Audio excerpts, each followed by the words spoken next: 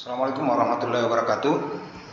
Bapak Ibu sekalian, pada sesi ini kita akan belajar tentang publikasi ilmiah berupa hasil penelitian atau gagasan ilmiah bidang pendidikan formal. Bapak Ibu sekalian, topik ini sangat penting untuk Bapak Ibu ketahui telah kembali terkait dengan pengembangan keprofesionalan berkelanjutan.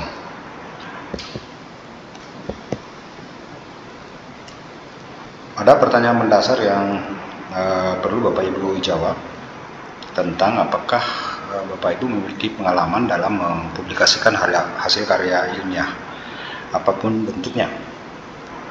Jika sudah pernah, berarti pada sesi ini Bapak Ibu tinggal kita menelaah ulang untuk kemudian melakukan perluasan wawasan terkait dengan publikasi hasil karya ilmiah. Ada 4 topik utama yang akan kita bahas. Yang pertama adalah publikasi ilmiah jenis hasil penelitian atau gagasan inovatif pada bidang pendidikan formal. Yang kedua, besaran angka kredit publikasi ilmiah yang berasal dari hasil penelitian atau gagasan ilmiah bidang pendidikan. Yang ketiga adalah menyusun langkah publikasi ilmiah dalam bentuk hasil penelitian. Dan yang terakhir adalah nanti menjadi tugas Bapak Ibu untuk membuat kerangka laporan hasil penelitian. Kita pindah ke topik pertama. Publikasi ilmiah jenis hasil penelitian atau gagasan inovatif yang dapat dibuat oleh guru atau dipublikasi oleh guru. Yang pertama adalah dalam bentuk publikasi pada forum ilmiah guru. Misalnya pada pemrosesan ilmiah melalui forum seperti seminar. Pemrosesan ilmiah merupakan tulisan ilmiah berbentuk makalah yang berisi ringkasan laporan hasil penelitian ataupun gagasan atau ulasan atau tinjauan ilmiah. Bentuk yang kedua publikasinya adalah laporan hasil penelitian. Jadi membuat laporan hasil penelitian baik dalam bentuk PTK dan non-PTK. Bentuk berikutnya adalah tinjauan ilmiah berupa publikasi ilmiah yang isinya adalah gagasan guru dalam upaya mengatasi berbagai masalah yang dihadapi. Kemudian tulisan ilmiah populer, yaitu hasil penelitian yang dipublikasikan di media massa, koran atau sejenisnya, baik manual ataupun elektronik. Dan bentuk yang keempat adalah publikasi dalam bentuk artikel ilmiah. Ini biasanya dipublikasikan pada jurnal ilmiah, baik yang ber-ISSN atau tidak. Selanjutnya, berapa besaran angka kredit hasil publikasi ilmiah yang dilakukan oleh guru? Kita lihat bersama-sama angka kredit pada presentasi forum ilmiah, laporan hasil penelitian, makalah gagasan ilmiah atau best practice, dan tulisan ilmiah populer.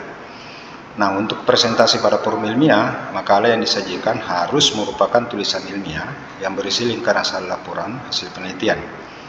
Kalau laporan hasil penelitian adalah buku asli atau fotokopi, majalah ilmiah, jurnal ilmiah, dan untuk makalah yang diseminarkan.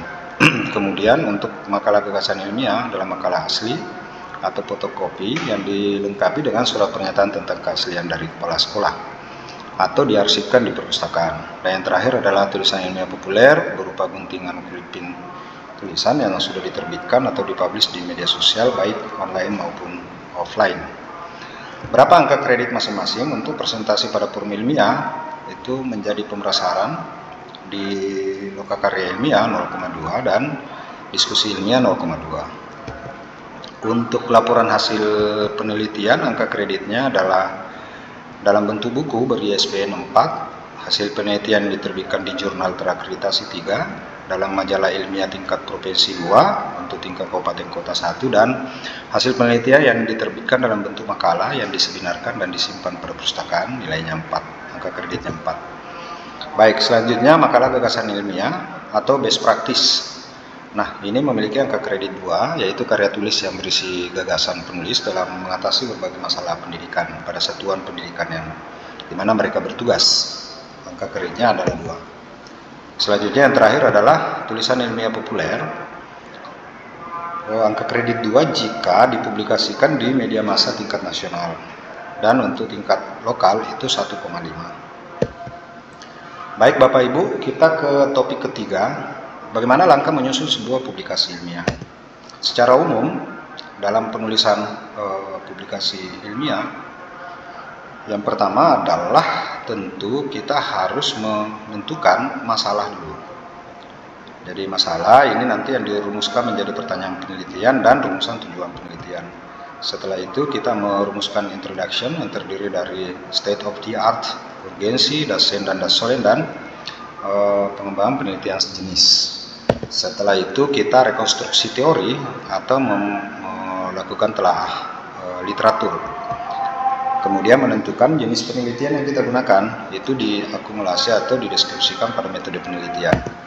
Selanjutnya langkah kelima adalah melakukan analisis terhadap hasil penelitian telah diperoleh, kemudian merumuskan hasil penelitian dan pembahasan. Dan yang terakhir adalah merumuskan kesimpulan dan saran. Bapak Ibu, bagaimana kerangka outline dari keenam langkah tersebut? Kita lihat sistematika secara umum. Yang pertama adalah halaman judul, lembar persetujuan, kata pengantar, daftar isi, sampai dengan abstrak biasa disebut preliminary awal.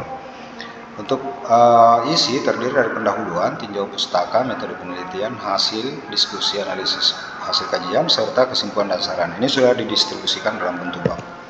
Dan ada preliminary akhir dalam bentuk yang berisi daftar pustaka dan lampiran isian, instrumen, foto kegiatan, strategi penelitian, dan sebagainya. Kita lihat sistematika laporan untuk hasil penelitian. Pada bab pertama terdiri dari 4, yaitu latar belakang, rumusan masalah, tujuan penelitian, dan manfaat penelitian.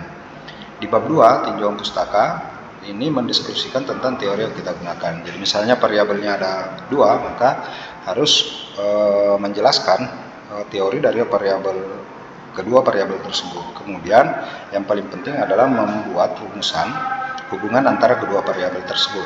Itu yang menjadi dasar menyusun kerangka pikir dan merumuskan hipotesis.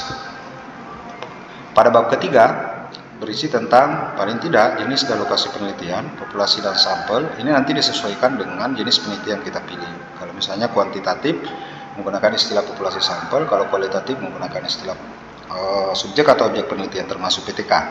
Kemudian variabel penelitian dalam penelitian kuantitatif, dalam penelitian kualitatif disebut fokus penelitian.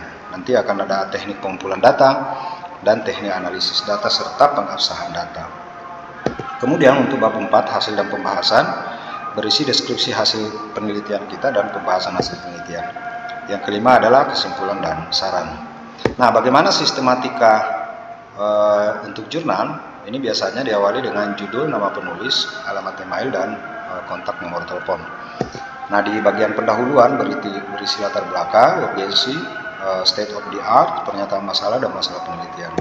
Sementara di metode penelitian ini sama saja, tetapi dia penyajiannya jauh lebih ringkas daripada laporan hasil penelitian, dan dia tidak dalam struktur bab. Hasil pembahasan juga sama dengan laporan hasil penelitian, mendeskripsikan hasil dan memuat pembahasan. Kemudian kesimpulan dan saran. Rata-rata untuk jurnal ilmiah jumlah lembarannya antara 8 sampai 12 halaman. Bagaimana sistematika untuk tinjauan ilmiah atau best practice? Nah, ini terdiri dari 5 bagian. Bagian awal, bab 1 pendahuluan, bab 2 pelaksanaan kegiatan, bab 3 hasil kegiatan, dan bab 4 simpulan dan saran. Mari kita lihat apa isi bagian awal. Bagian awal sama saja dengan preliminary awal. Ada halaman judul, lembar pengesahan, ringkasan atau abstrak, kata pengantar, daftar isi, dan seterusnya. Selanjutnya, pada bab 1 pendahuluan, sama dengan laporan hasil penelitian, tetapi ini lebih ringkas, hanya memuat latar belakang, jenis kegiatan, dan manfaat yang akan diperoleh dari best practice tersebut. Kemudian pelaksanaan kegiatan, mendeskripsikan tentang tujuan dan sasaran best practice-nya, bahan atau materi kegiatan, metode kegiatannya, alat atau instrumen yang digunakan, dan waktu serta tempat pelaksanaan. Selanjutnya di bab 3, hasil kegiatan dideskripsikan antara lain hasil yang diperoleh apa, kemudian masalah yang dihadapi apa, dan cara mengatasi masalah tersebut. Kemudian menyusun kesimpulan dan saran. Jadi kesimpulan dari kegiatan yang dilakukan, kemudian saran atau rekomendasi berkaitan dengan best practice yang telah kita lakukan.